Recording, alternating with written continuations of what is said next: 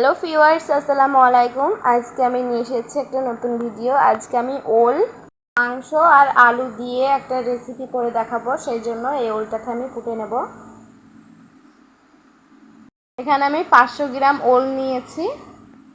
ওলটাকে আমি কুটে নেব,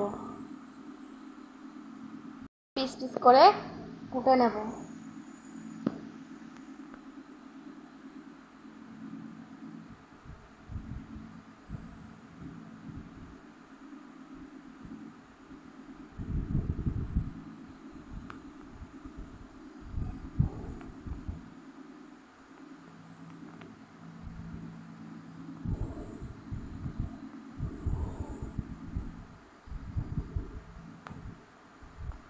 এখানে আমি দুটো আলু দেব। আপনারা আলুটা নাও দিতে পারেন। আমার ভাই ওল খায় না, সেই জন্য আমি আলু দিয়েছি।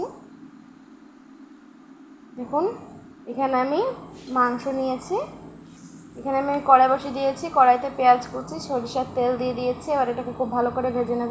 হলুদ গুঁড়ো, লঙ্কা গুঁড়ো দিয়ে দিয়েছি, লবণ, আদা বাটা, মিট মশলা। এবার এটাকে খুব ভালো করে আমি মিশিয়ে নেব, কষিয়ে নেব। কষিয়ে নেওয়া হয়ে গেছে। এবার আমি চিকেনগুলো ধুয়ে রেখেছিলাম, ওগুলো দিয়ে দেবো। দিয়ে এটাকে খুব ভালো করে আমি কষিয়ে নেব।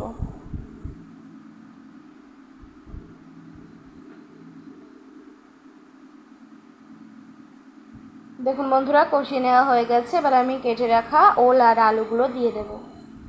এগুলো আমি খুব ভালো করে ধুয়ে নিয়েছি। এবার এটাকে আমি খুব ভালো করে কষিয়ে নেব কিছুক্ষণ।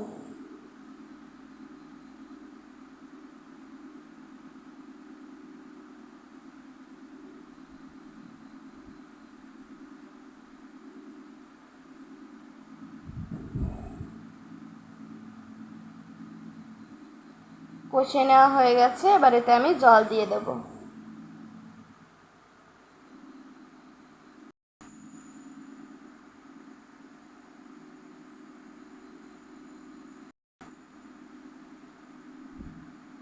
এবার এটাকে ঢাকা দিয়ে রেখে দেব 10 মিনিটের জন্য। 10 মিনিট পর ফিরে এসেছি। এবার আমি ঢাকনাটা তুলে নেব। দেখুন,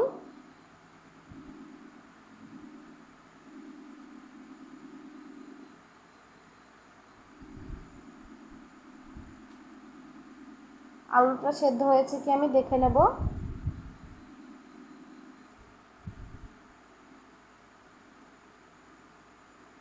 দেখুন, খুব ভালো মতো সেদ্ধ হয়ে গেছে। এবার এতে আমি জিরে গুঁড়ো দিয়ে দেব।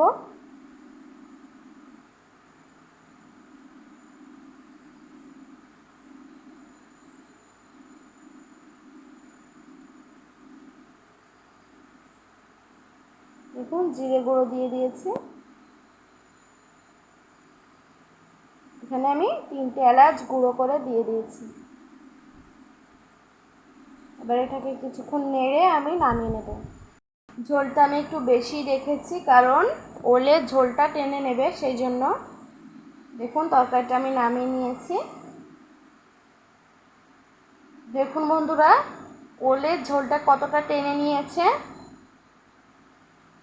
নিত্য নতুন ভিডিও পেতে চ্যানেলটিকে সাবস্ক্রাইব করে রাখবেন।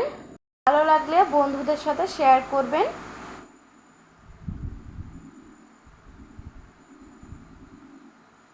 এইভাবে একবার হলেও বাড়িতে বানিয়ে দেখবেন। তো ভিডিওটা যেন এখানে শেষ করছি। আল্লাহ হাফেজ।